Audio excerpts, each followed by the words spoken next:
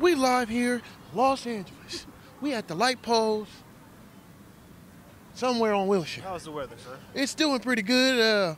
Earlier we had a little forecast. 10-4 forecast. Yo, what's happening? I'm Dominique. And I'm Darius. And we real brothers. We Blaq Tuxedo. We out here living our best life. What we doing? We in the Singersroom right now, reporting live. You know what I'm saying? Go check out that new project, Blaq Tuxedo, the EP.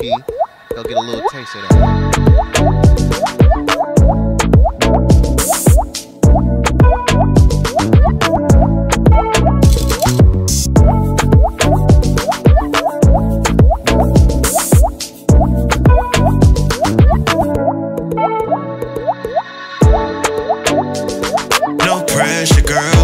The album is self-titled because it's kind of like a, like a reintroduction. I feel like we kind of took a back seat and was kind of writing and producing more so we just kind of like putting ourselves back out there, really getting it going. We got so much heat on the way, so it was like only right to really make it self-titled so people can really get to know who we are as Blaq Tuxedo.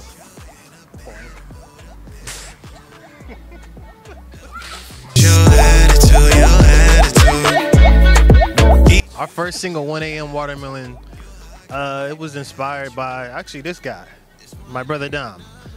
He had the idea of putting a little party pack over some fruit, and we was like, how about making a song? So next day we went to the studio, and he already had a beat, kind of like skeleton. Actually, our friend DJ Tony Handsome produced it. Yeah. Co-produced it with me.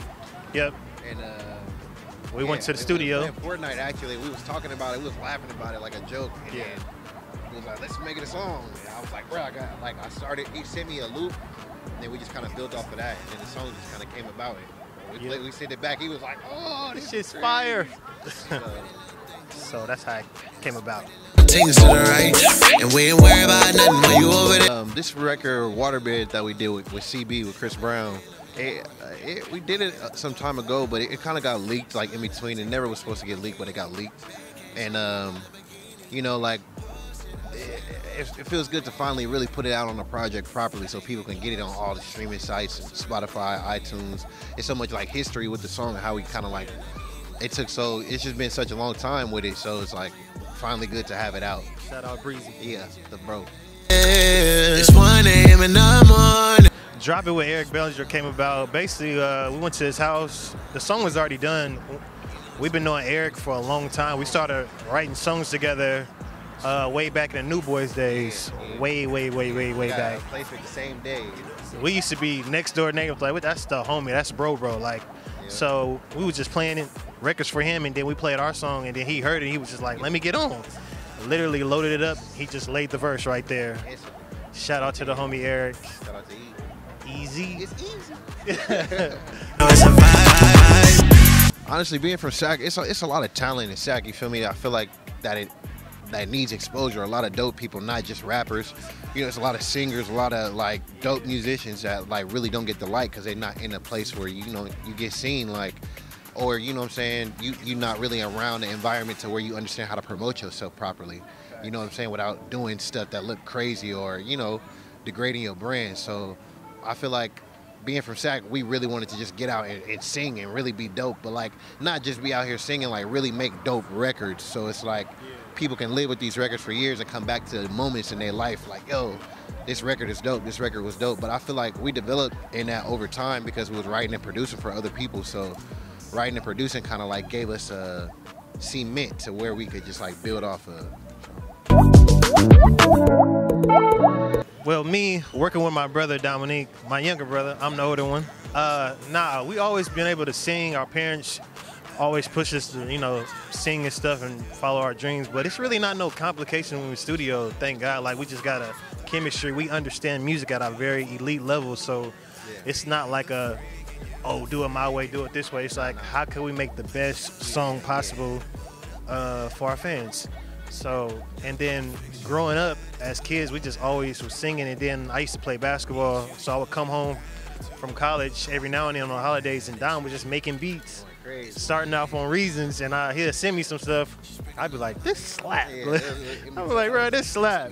And then when I came back, and then my dad had got us some equipment to record or whatever, And then we just started making songs from there. And then everything just took on from there, really. Yeah.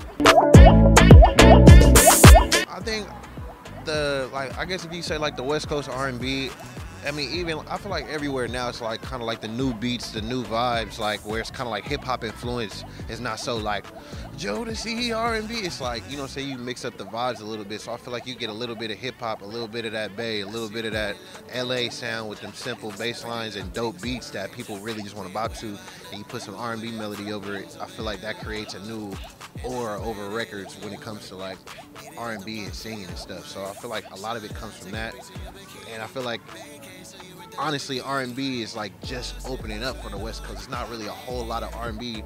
There's us, E, a few other people like from the Bay, Raven Justice, what's my brother had the 2 a.m. song, 2 a.m. Adrian Marcel, he's dope. Like, you know, it's a few dope people, but like I feel like we yet to really have that moment. Like Atlanta had that moment with the Migos and all the trap and rap. I feel like it's really about to open up. If we can, excuse my language, if we could be some of the ones that kind of lead the torch and bringing in that new sound, and that's what we plan on doing. You can open up to me how you feeling. Oh, that's good. Top 5 vocal. That's hard. That's a lot. Yeah. We're talking just this era or like all time? All time. I would have to say Stevie Wonder, Michael Jackson, Usher, Chris Brown,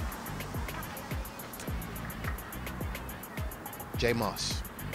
You know, it's a top 5 female. Not in this order. I'm just saying stuff. Not in this order. I'm gonna say Beyonce, Kim Burrell, Whitney Houston. I would have to say Diana Ross.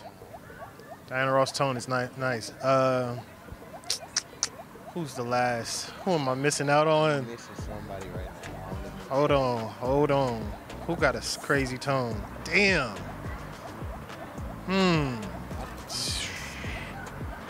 All time, bro? That's kind of hard. Anita Baker. Her tone is crazy. Brandy, she's nice. But I like Beyonce's tone better. It's Beyonce, but Brandy is like one of the. Well, yeah. Vocally, you could throw Brandy in there because that's like a people's choice because everybody loves Brandy. Me, I love Brandy too. Shout out to Brandy. You were on LA. I love you. Yeah. But I'm saying. I mean, I couldn't fit everybody. Saying, I wanted to add Tank to the. I'm just thinking of all time, like for me. I feel you. That's personal. Gratitude. You a hot girl, they mad at you. It's 1 a.m. in the morning. Ay, she sprinkle a little Molly on a watermelon. Ay, you can open up, tell me how you feeling.